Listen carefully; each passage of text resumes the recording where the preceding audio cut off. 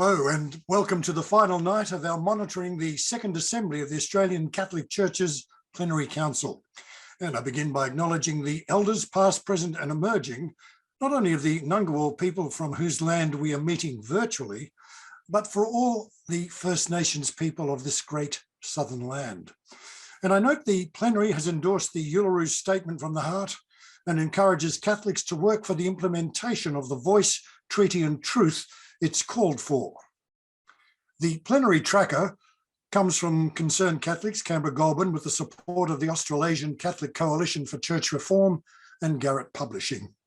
And you can submit questions and observations through the Q&A, and we'll come to as many as we can throughout this hour-long webinar. James McEwan is our technical administrator. If you're having difficulties, please message him through the Q&A and not the chat. Oh, and it wouldn't be church-related or a church-related event without passing the plate. So you can support this webinar series and the work of Concerned Catholics Canberra Goulburn via the front page of the website at concernedcatholicscanberragoulburn.org. Thank you very much. Well, now for the news of the day, the final day of the Assembly. Vice President Bishop Shane McKinlay this morning expressed the emotions of many after 60 delegates, mainly women, but supported by some men and 2 bishops, demonstrated their anger on Wednesday by refusing to take their places. The bishop said he felt exhausted but energized after a constructive day yesterday. Delegate Francis Sullivan says the protest was organized by women themselves and not, as misreported, by himself or John Warhurst. And this changed the dynamics of the council, leading to a more open discussion and participation in shaping amendments on Thursday and today. Sullivan says it's becoming increasingly clear that women in the church will no longer tolerate their unjust treatment. Bishop McKinlay allocated the revisited debate over the role and place of women in the church to the last session this afternoon. But delegates were still flying blind because, as Father Frank Brennan told ABC Radio, not one of the bishops who voted down the key motions have had the moral courage to explain their opposition. Nevertheless, a revised set of motions was presented, with Bishop McKinlay urging delegates to support things they can live with. Well, so tonight we ask what it has achieved and where is the plenary leading to after what many have called a pivotal week for the future of the Catholic Church in Australia and indeed the world in the lead up to the 2023 Synod of Bishops in Rome. Joining us on the panel tonight are Plenary Council members, Professor John Warhurst and Sister Melissa Dwyer, Plenary Council Steering Committee member, Sister Paddy Fawkner, and theologian Dr. Tracy McEwan. And in case you don't know who he is, John Warhurst AO is Chair of Concerned Catholics Canberra Goulburn and Emeritus Professor of Political Science at the Australian National University. Sister Mel Dwyer is Delegation Leader of the Canossian Daughters of Charity in Australia. Her work as principal of a secondary school in rural Africa for 7 years, promoting access to education, earned her an honorary doctorate from the ACU. In addition to religious leadership, she works for the Brisbane Archdiocesan Vocations Office and is spiritual advisor to both St Vincent de Paul Society and Auscare Queensland. And Sister Paddy Fawkner. She's the congressional leader of the Sisters of the Good Samaritan and member of the Plenary Council Steering Committee. She's an adult educator, writer and facilitator with formal tertiary educations in arts, qualifications rather, in arts, education, theology and spirituality. And also joining us, Tracy McEwan. We welcome Tracy back. Dr. Tracy McEwan is a theologian and sociologist of religion who's involved in research, teaching and activism. Her recent projects include the podcast Australian Women Preach and an international survey of Catholic women for the Synod for a Synodal Church. Tracy is the current Vice President of WATAC, Women and the Australian Church. So let's start with an update from inside the Plenary Council's final day. So, Sister Melissa Dwyer, if I can start with you, just give us a feel for what was going on today, the final day of the plenary. I think to highlight the most significant event of the day, and that was a great big sigh of relief when finally the motions pertaining to women were endorsed by both the consultative and deliberative votes. And I think that in providing a summary of the day, one can't help but stop there because it was so significant. So it was a heavy day. It was a day where there were a lot of general and consultative and deliberative votes taken. But without a doubt, the highlight was certainly the revisiting of the motions pertaining to women and the subsequent endorsement by the bishops. And I say a sigh of relief because it was almost as if finally we'd got somewhere.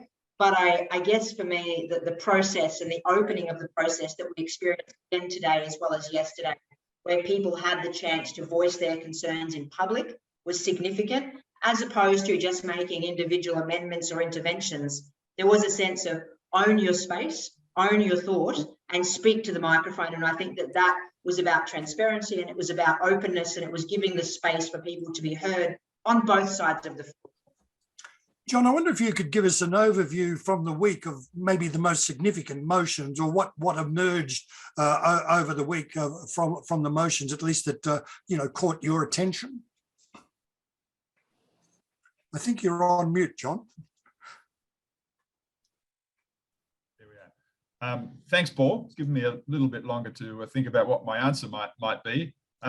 It was such a big week, as Melissa said, and so much went on. I suppose we began with the motions about the relations between Indigenous Australians and the Church, and I think that would still remain, although it's 5 days ago now. In NAIDOC week and just after Aboriginal and Torres Strait Islander Sunday, I think that really was set the Assembly off on a very good direction, and I think it was very well received. And I think I was struck actually by the acknowledgements of country and the welcomes from the Indigenous members right through the week. I wouldn't want to pick out a particular one, but some of the music and some of the welcomes and also some of the demands from the Indigenous members, I think will stay with me. That was certainly one thing that I would pick out. The matters part 4 to do with women in the Church, of course, a highlight, and the women on the panel better qualified on that to speak to that than me, but certainly its impact on the process, its impact on the outcomes, and its impact on the international church, which you mentioned, I think are worth discussing. They will have international repercussions. I think the motions on integral ecology were very important, and there was a sense that perhaps greater urgency needed to be put into those motions, because there are a whole lot of members of the Church in Australia who are really committed to integral ecology and Laudato Si. So that would be a third thing that sticks out. Look, there are other things. Perhaps 3 is enough at the moment. I mean, there was a really energetic discussion today about aspects of formation and about aspects of evangelization, which mean a lot to many members of the Assembly. I heard the voices of not only Indigenous members, but members from rural, remote, isolated communities. I think that came up again today and is a factor throughout the week, and that led to the discussion of finances and the parlous. One of the crises that the Church is going through at the moment is a financial crisis, and we shouldn't forget that. And I suppose finally, I would say it may have taken a little longer, but I think the younger members of the Assembly really finished on a really strong note today and really made their voices heard and alerted the whole Assembly that they were ones that perhaps felt, because not too many of them were in the drafting steering committee level of the Assembly, that perhaps they felt that they'd been slipped through the cracks a bit. And they, of course, are the future of the Catholic Church in Of course. Australia, and we have to listen and walk with them extensively. Already several comments and questions have come in about the overall attitude or process of the gathering. Gary says, why can't there be better processes than the secretive deliberative voting mode currently used? It's a cultural weakness in the church, and with a bit more edge to it. Synodality, this is from Rod and Susan, synodality might be the current institutional buzzword, but the real modus operandi remains secrecy, as demonstrated when about half of the bishops deliberatively voted on Wednesday, and it was a secret vote under the cover of darkness. Paddy, I want to ask you more things about what steering committees did and how hard it was to work on it. But what's your overall reaction to the secrecy? And I know myself watching the morning streaming that just when it was about to get interesting, they shut it all down.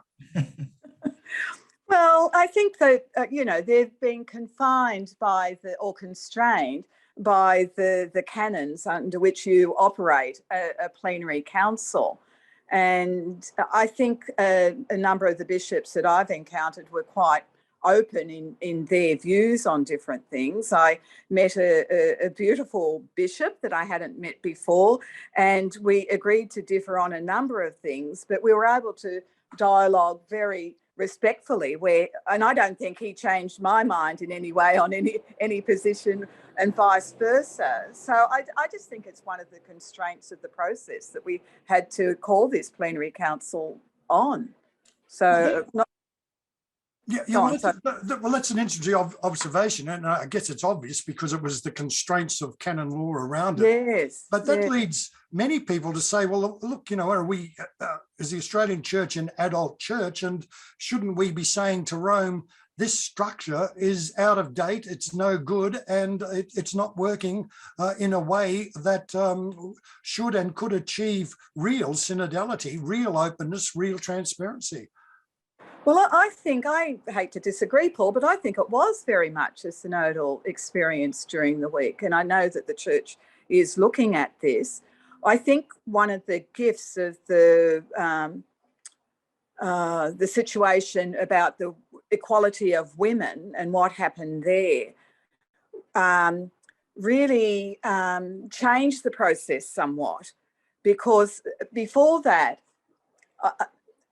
Mel and I are familiar with what happens at chapters. At chapters, there's a lot of consultation, a lot of deliberation, and you only go to a vote, well, my experience of our chapters, and I've facilitated some chapters, when you realise that you've come to consensus. Now, there obviously wasn't consensus about the women thing, but I've got to hand it to Shane McKinlay and the facilitators, midstream after that demonstration, which actually wasn't organised. People were devastated, and we said, look, we've got to do something. What are we going to do? No one knew what we were going to do. And suddenly some of us are standing at the back of the room, and it was a silent protest. And apart from one of the media said that people walked out, no one walked out. And when we were invited to go back to our tables, we did. It was very, very respectful. But after that, the process changed. We were really under the pump for time all the way through this. And we spent the rest of the day talking about this issue of women. And as Mel said, everyone got a chance to have a very honest expression, really mainly about hurt and exclusion. And I believe that process, and then also sending the motion back, and Mel was on the writing committee for this, they listened to everyone. Those who had such different perspectives, and tried to work on language without watering it down that was, more amenable to the whole group. And I think that's an experience of synodality. Synodality ain't pie in the sky stuff. It's really hard work and disciplined work. And sometimes there's real joys, but it's a damn difficult process. you know, sort of the debacle on Wednesday was sort of portrayed by someone as a challenge while there were other blessings. Well, this debacle was the blessing, was the real blessing of the plenary council. Well, let's look a little more closely at the women's issue and the finally adopted motions 4.1 through to 4.5. Maybe just so people know what we're talking about, if I could read 4.5, that should the universal law of the church be modified to authorise the diaconate for women, the plenary council recommends that the Australian bishops receive this possibility and examine how best to implement it in the context of the church in Australia. That's hardly the Australian bishops, is it, Tracy McEwan, saying to Rome, we believe that if you're going to talk about equality and dignity of women, you have to witness to it, and you witness to it by opening up the ordained ministry of the church to women, and this motion is passive rather than active. Look, Paul, I think, you know, so much of all the documents, like the whole document, I don't think that passiveness is a characteristic just of the part 4. I think there's passive language through the whole motions, and I think I have to agree a little bit with Patty here, in that I think that this plenary council is a little bit of a starting point, and we need to acknowledge that what they were trying to achieve was some kind of consensus around key issues. And like, no one could have been more disappointed than me when on Wednesday, you know, everything was filtering through about women's dignity and equality, and, you know, the motion about women deacons was denied. You know, there was so much loss and grief that came out of Wednesday, not only from women in the church, but also the LGBTIQ+ community. You know, there was a sense of erasure and grief.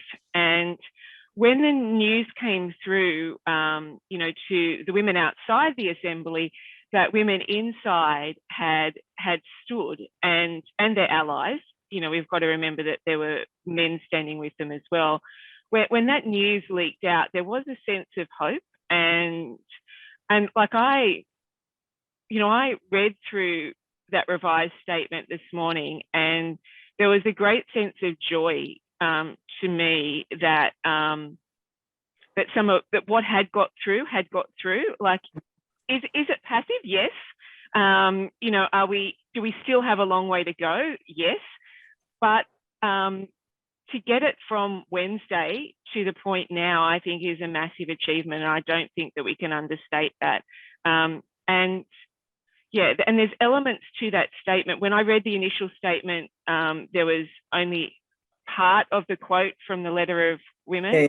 And that full quote came through in that revision, which really changed the meaning. Like, I actually think it was slightly misquoted in the original version, and to have that quoted in full, and I can see Patty and Mel nodding, because we probably are more familiar than that. Yeah, are you talking about the Pope John Paul quote, are you? Yes, the Pope John Paul quote. Where he says the spiritual impoverishment of humanity, he details the spiritual impoverishment of humanity when women are relegated to the margins. It seems to me a bit of a strange statement from a Pope who believes that it's definitively of the Catholic faith that women cannot be ordained. Yeah, I think the letter to women that John Paul wrote back then needs to be written and read in its entirety. And, you know, that's a problem with any kind of papal document, that you take a paragraph from and you know, Pope John Paul II will not. I'm sure people wouldn't quibble with what I've read out. It's not what he says; it's what he actually did or refused to do. But Mel Dwyer, if I could come to you as part of the writing team, I was speaking today to someone who has been a parliamentary draftsperson. He's actually a draftsman, but in the days of political correctness, he's a draftsperson. And he said that motion 4.2 has really get out of jail clauses, quite mealy mouth words like that women are appropriately represented in decision making. Well, who decides what's appropriate? Good question, Paul. And I guess in terms of the process of redrafting, if we look at the context from which we came, and Patty alluded to it earlier, that we had input from 29 tables in the room that we were asked to honour. We were asked to find commonality around that. We were asked to try and, in a sense, prepare a document that wasn't watered down, that wasn't just a sake of we've got to get something through, so we'll produce something, but that was concretely looking at restructuring some of those initial points from the first motions. And so that's why we did use certain words intentionally.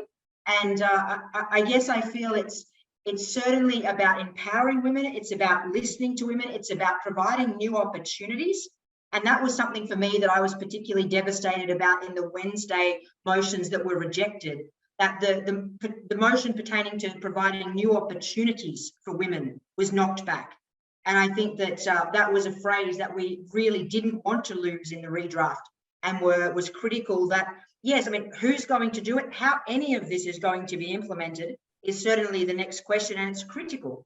But as we said in the document on repeated occasions on the motion for women, that there's much to be done. And I think that this sets a significant step along the way in terms of giving clear direction to bishops, to church leaders across institutions, entities, eparchies, wherever we are in the Australian church, to say that women have taken a stand. And I think that that's the greatest blessing of these days. Women stood up and said, we're not going to be pushed under the carpet. We're not going to be silenced. We are going to change this process until we are listened to. And I think as Patty said, that for me is where I choose to focus on in terms of the motions and the outcomes of this whole week, is that women had the courage to take a stand, and the bishops and the world heard that. And that's got to be good for our church in the midst of the mess, in the midst of the fact that they should have done it the first time, in the midst of the fact that there was such polarization at points, even between women themselves in the room. But it was a case of getting to a point where women stood up and were counted and were heard, and changed the whole process, not only for women, but on all the following motions. I think that's very significant. So you seem to be as optimistic as Dr. Peter Schneider, who's written in that the critics kicked an own goal because the bishops have at last hit the ground running, and hopefully the church can move forward as an inclusive, transparent and dynamic faith community. Hope at last, ! Which, John, brings me to that vote on Wednesday, where we had 25 bishops voting yay, if you like, and 18 silent operatives voting nay. Don't we now need to, as it were, call out this herd mentality of the bishops and say to the bishops, why don't the 25 speak up more strongly so that the minority don't, as it were, lead the church by the nose? Look, I think the dynamics of the 43 or 44 bishops is perhaps a subject for a whole day's discussion.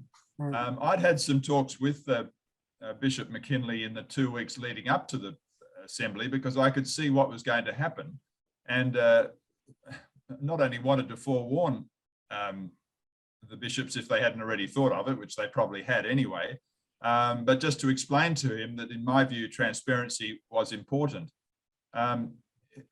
We didn't have, the discussion didn't progress too far in ways that became clear on the Wednesday. There were issues of privacy and versus issues of transparency.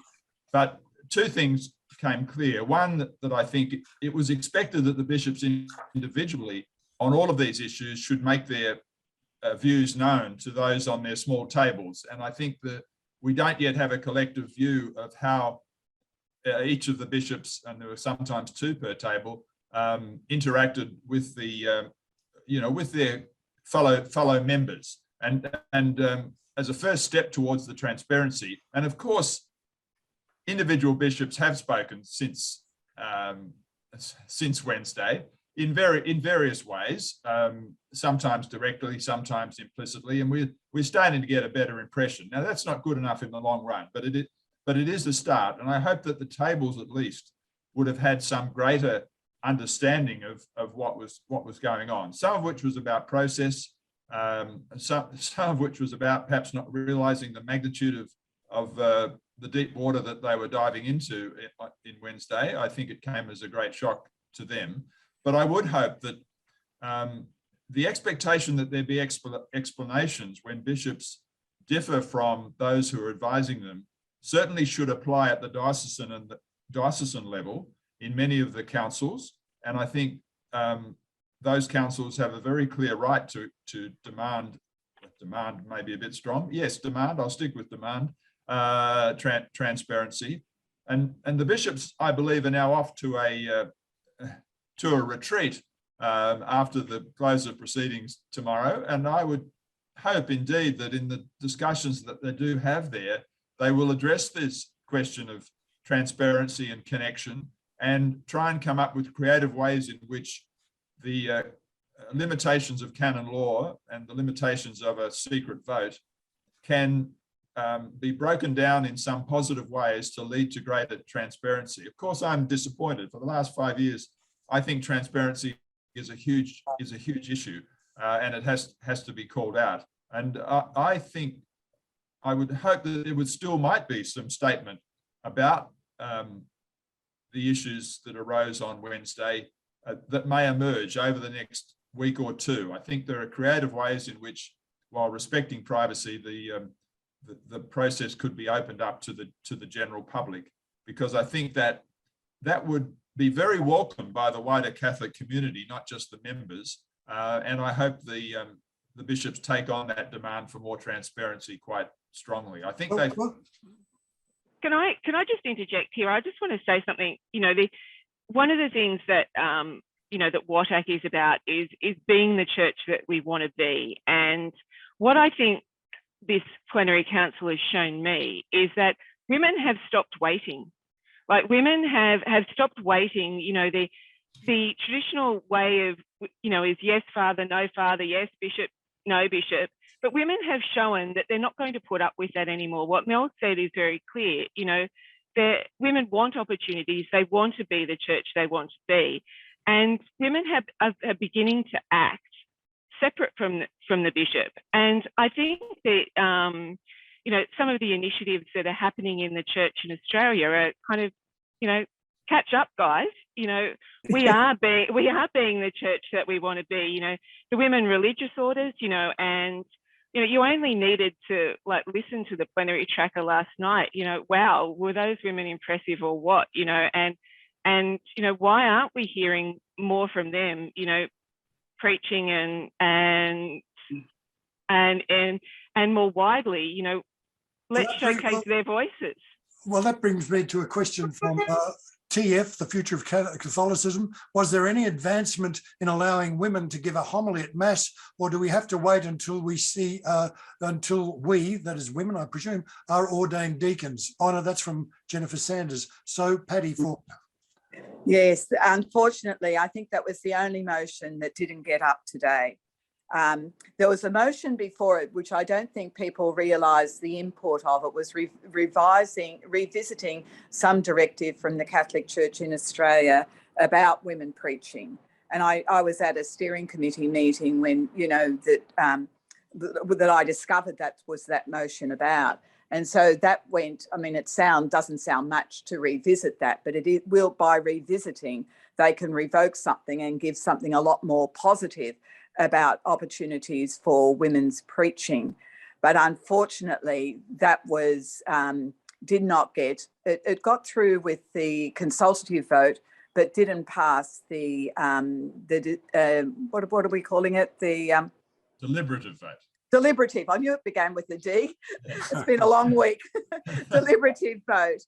It was, yes, it didn't get.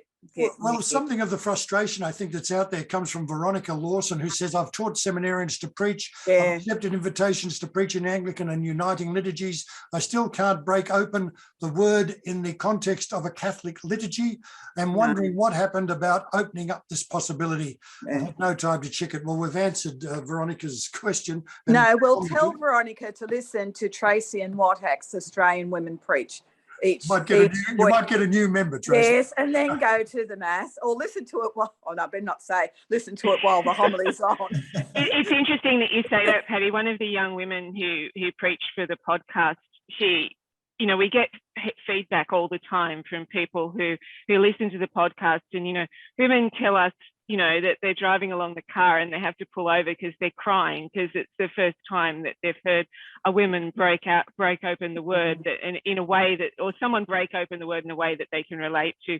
But one of the young women was telling us that she was sitting in mass with a mother beside her, and the priest was preaching the homily, and her mum leans over and said to her, "You said that in your homily." And, you know, so, you know, that's that kind of, I think, you know, what we're doing in the podcast is we're showing that it can be done, but, you know, raising women's voices and showing that it can be done. And that one of the things that is so important to the team that do the podcast, of course, it's not just me, we've got a great team of women, is that showing young women that this is a possibility, you know, that these opportunities that, you know, they can be part of. And yeah, Veronica, get in touch.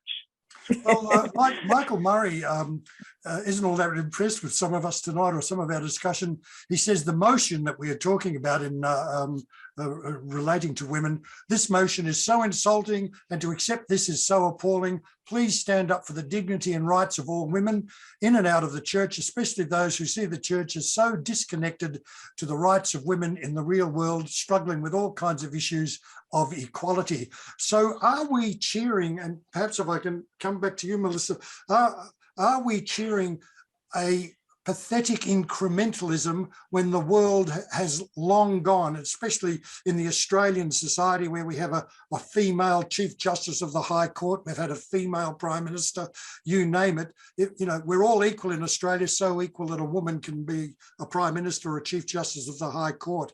Have we been drinking the Kool-Aid this week, Mel?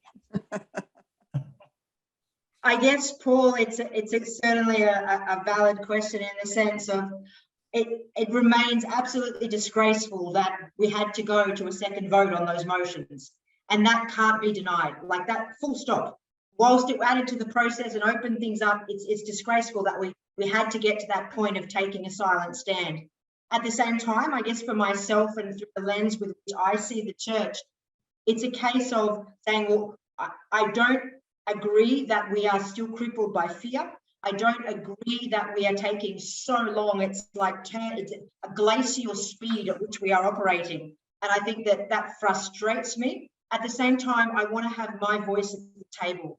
I want to be a part of the journey that is as slow as anything, but we are moving. And I think this week showed us that we're moving in the right direction in the midst of messiness, but it's a slow journey. But it made a definite and powerful statement this week. So I guess it's the way that we look at things, and we can look at it through a critical hermeneutic, and we can say, well, this is a disaster, and or we can say, well, at least women were present at the plenary council, and look at what happened when women were there.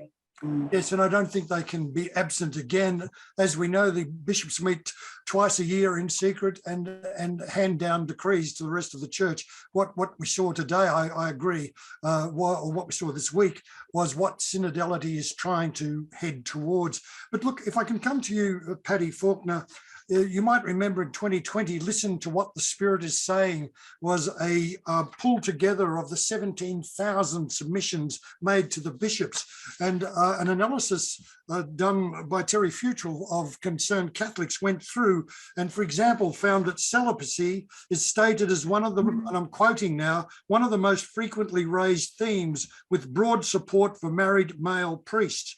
Secondly, from this document, listen to what the Spirit is saying, Bishop's own document. The ordination of women received, quote, considerable support from a large group of participants. And then thirdly, clericalism was a theme most widely discussed by participants. Now, we do know that we have a crisis with a lack of priests in this country. We import somewhere near, I think, 50%, and there are real issues about foreign priests in Australia. We won't enumerate on that, but what happened? What happened to the idea that maybe married men could be ordained as priests, or men who have left the priesthood for no other reason than to get married might be asked to come back, and that we do look at what the equal dignity of baptism means, you know, in Jesus Christ, neither male nor female, and perhaps even go down the path as the Amazonian bishops did and look at deacons and female priests. Mm. Female deacons and female priests. Yes. Look, what happened to the male celibacy issues that was in previous documents and feedback? I really don't know. I really don't know. I think you'd have to ask the drafting committee about that. It never came up at the steering committee meeting. Our responsibility wasn't with the content as such. So, and also about the women's ordination. Look, that becomes the red rag for a lot of people who spoke against any of the changes that we wanted in regard to women. It all came back to ordination. Even one of these motions, which was just saying at diocesan level, can we give women more of a role in various aspects? What didn't even mention the word ordination, but when it was spoken against, it was this ordination, as though women only want to contribute their gifts by being ordained. And also what tends to happen too is, people say, look, it's all about power. People want power. Women don't want power. Well, everyone wants power, but we want to be able to contribute our gifts. So I think it was actually wise. We got the same message across about people being hurt and frustrated, but without using, in Mel's document, I'm calling it your document, Mel, at the moment, for a shorthand, by not using the word ordination, which becomes such a divisive distraction, I have to say. And I think some of the motions that got through about women in governance will stand true and without having to go to ordination. It was mentioned a lot about the dignity of the baptised. That was mentioned over and over as far as I can remember. And also clericalism did come up. And I think it is noted in a number of the documents. One person, a bishop, spoke very strongly, I think rather defensively, about, he's over being, described as being clericalist, and the priests are hurt. And I think we get into trouble when we personalise things, and we really need to look at a system, yes, which is still not as transparent as we would hope. These are still clericalist structures within the church. And I think that, look, this is a start. I think the church can't go backwards. This has been, I believe, it might seem glacial, and it most probably is, but I believe this plenary council has been a watershed moment. And I think I want to be positive and definitely a glass half full person on this. Patty, can I just swing back from, sorry, Paul, I just wanted to swing back to something Patty was saying, and, talking about hurt and like clericalism and all that type of thing. I'm really hoping that this is like a watershed moment, because, I witnessed firsthand, the pain and suffering from women, as I know both you and Mel, have witnessed in your ministry as well. And, I swing back to John Paul II's quote that's included in that document about the spiritual impoverishment of humanity. And I know that when I did my PhD research, on women in the Catholic Church, one of the things that I found was that there was this really high incidence of spiritual struggle and spiritual harm that women were experiencing in the church. And what I found was that it was women who were engaged in church ministry, and it was women who were, and the LGBTIQ plus women in particular, who were experiencing these high levels of spiritual harm. And what I actually called it everyday spiritual abuse, because it is a fundamental part of women's experience of Catholicism. This everyday, like, misogyny, this sexism, this harassment that, and so much of it. One of the disappointing things I think about the motions document for me was the inclusion framed as mission, with the remedy of education and evangelism, because it kind of adds to that pedagogy of correction and that contributes to so much of the harm.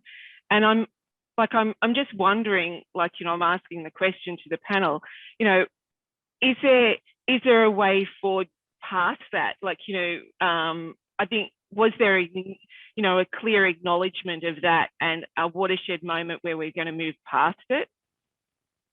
Well, I think a lot will not depend on the implementation, where we go forward from here. And if the sort of synodality that we saw that Paddy welcomes and rightly, I think, is excited about, whether this does translate, more broadly into the church. But I have to say that it has translated already. And I know in my old diocese of Ballarat, up in the Malian Wimmera, the laity and women have been for years now, running liturgies and running the parishes. In many ways, this synod's been asked to catch up, and on some of the things hasn't quite. Now, a couple more comments from those joining us on the webinar. Deacon Michael Tan says, about married priests, we already have married permanent deacons, but their voices are absent from this conversation, especially the fact that their diaconal ministry is a synodal walk with their wives. And Kath Clune says, what a difference there would have been if there were equal numbers of women and men participants. I think that's interesting, especially that statement about the permanent deacons and their wives. And I understand, for example, there's plenty of examples of this, particularly out there in the Parramatta diocese, where married deacons and their wives are working together in what is a priestly ministry. Mm. Women are doing marvellous things, as we know, but I have to say some of the most clerical people are women, and we witnessed that during the week. Yeah. Who privilege the bishops and the priests, and nothing can be said against them. So do you feel though, Paddy, there was some kind of coming together of women? Yes, actually, there was a comment that was made today, which I really appreciated. It was saying, look, some women are happy in their role and some people feel very frustrated and disappointed. And the intervention was, look, please don't pit us one against the other, that sometimes we are happy in our role and sometimes we're all disappointed and frustrated. We've got to work together, women together. Please don't pit us one against the other, which tends to happen sometimes. If you want ordination, you only want power. I'm happy in what I'm doing. So can we just work together and acknowledge the difference? And I must say those sorts of comments show that we've failed with clear thinking in our Catholic schools. Not everybody wants to be an ordained priest. No, but that's not the argument. And plenty of people are happy with their lot. But that also isn't the argument. Paul Skippon says we don't have a lack of priests, we have a lack of people. Now, before we go on to discuss, I understand that Paddy Fawkner and Melissa Dwyer have to move on to another function. So I'm extremely grateful for them for turning up. And thank you very much for your contribution this week. And I must say to both of you, your overall contributions to the life of the church. So good night, and we'll catch up with you another time. Thank you. And well done, Mel, on that document. Yeah, great work. Thanks. Yeah. So, John, Warhurst, coming back to you, picking up on that point, we don't have a lack of priests, we have a lack of people. This ties in with a couple of other questions that have come up. What have we done this week that actually addresses the crisis that Archbishop Coleridge spoke about? In fact, he, of course, as we know, was one of the motivators for this plenary council. Well, has the council addressed the crisis in such a way that maybe this lack of people can be stemmed? Can I just make a couple of comments about the discussion over the last 15 or 20 minutes before I do answer that very big question? Yep. One, on the question of deacons, I think deacons were the question of deacons was vastly given under attention in the whole week. And I think the one or two deacons who were there or were particularly interested in the question, the male deacons, that is, really found their voices totally overshadowed and have their own legitimate grievances about their role as male deacons within the church. And I would leave that there. But if you compile the list of 10 or 15 of the major issues that weren't discussed, then maybe you would add just the role of deacons, male and female, to that issue. I think the second one that comes through from what all of the panelists have been saying is that we rightly focus on the relationship between the bishops and the General Assembly in all our critiques and discussion of what was going on. But we shouldn't forget that within the General Assembly, putting the bishops in particular, but also putting some of the other clerics aside, there was often a huge divergence of vision about the future of the church in Australia within the lay members of the Assembly. And I've commented in my blog that the very structure of the Assembly, which often meant that you had to aim for 2/3 majority in various situations, meant that was very difficult to achieve, often for both.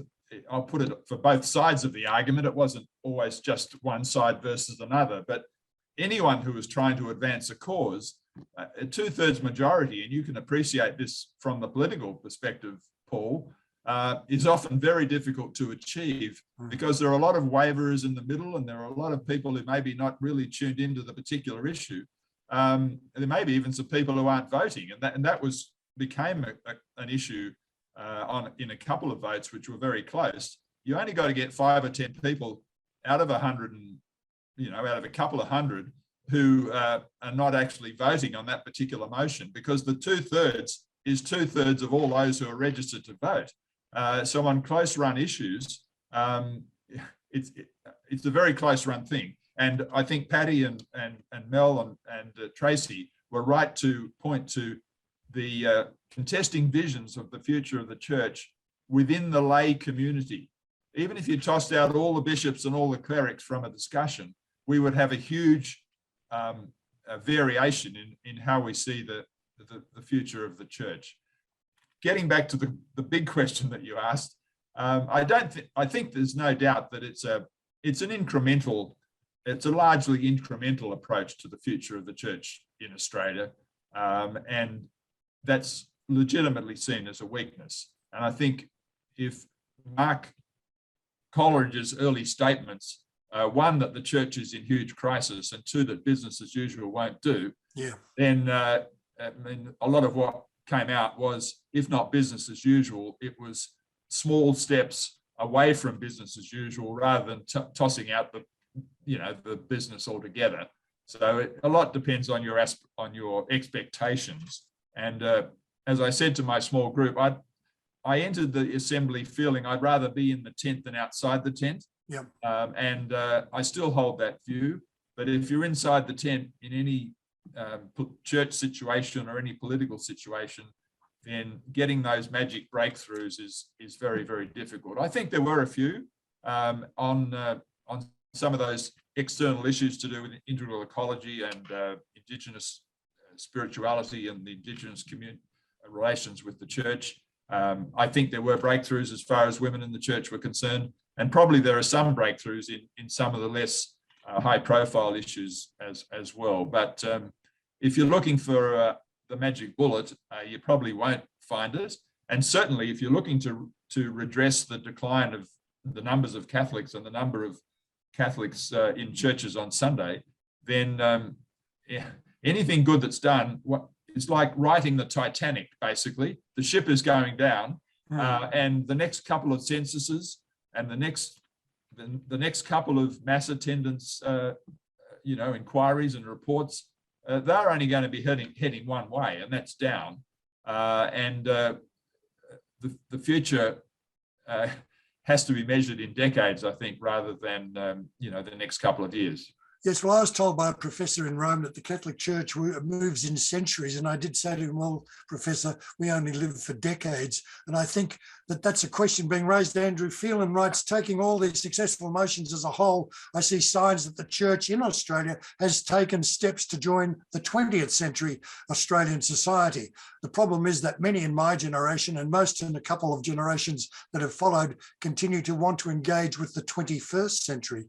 How many times have we heard that this or that issue or event is a start?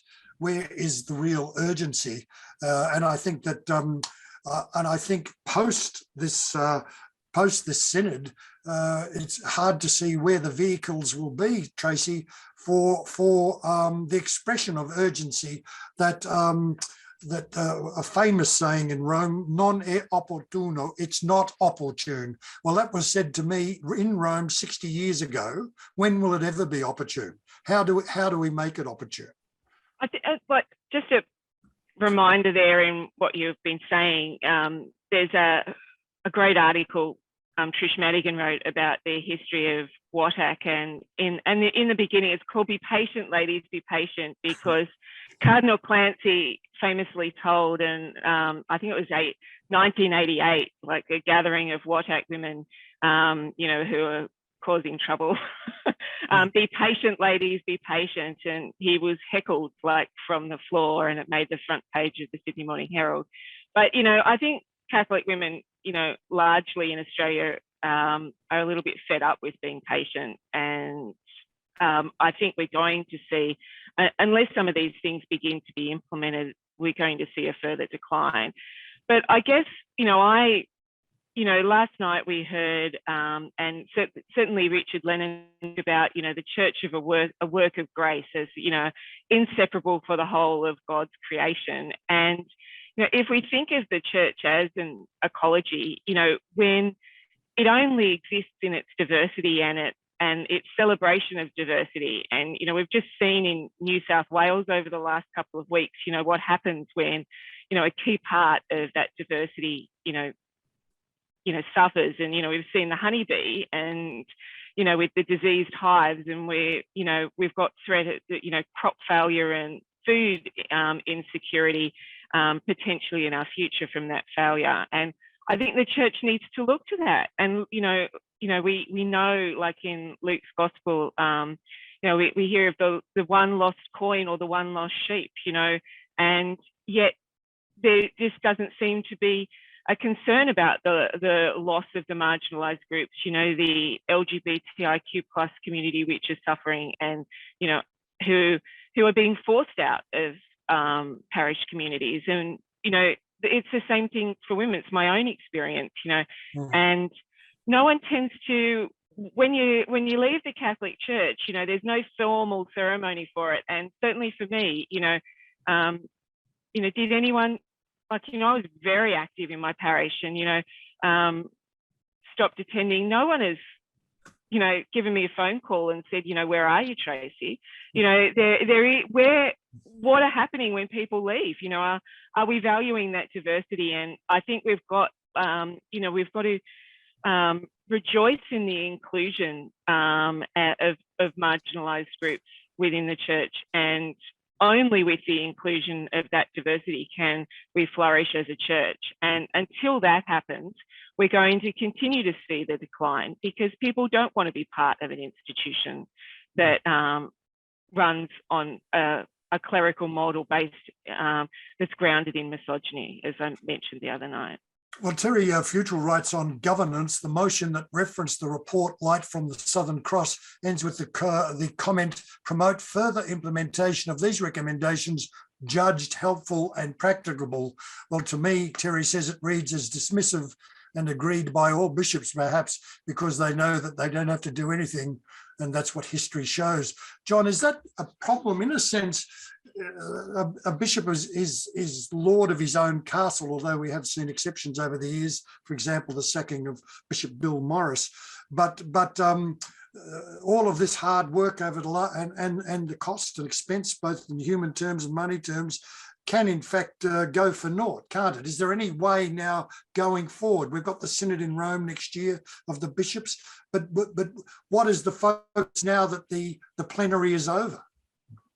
Good comments and good questions. Look, I think you can put both an optimistic and a pessimistic spin on all of this.